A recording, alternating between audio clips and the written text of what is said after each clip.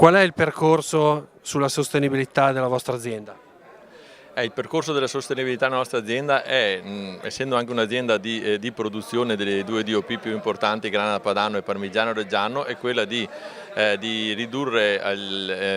nel migliore l'impatto ambientale di queste nostre trasformazioni, per cui lavoriamo sull'acqua, lavoriamo sull'energia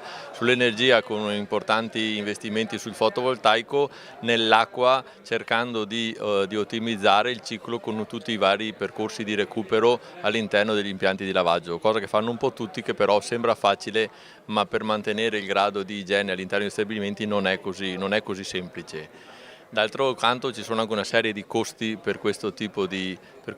investimenti, e oggi abbiamo avuto vari spunti e dobbiamo fare gruppo tutti insieme per comunicare poche cose ma al consumatore molto credibili, che lo rendano disposto a spendere qualcosa. Perché la questione è che qualcuno deve tirare fuori qualcosa, le aziende ma anche i consumatori, secondo il mio punto di vista.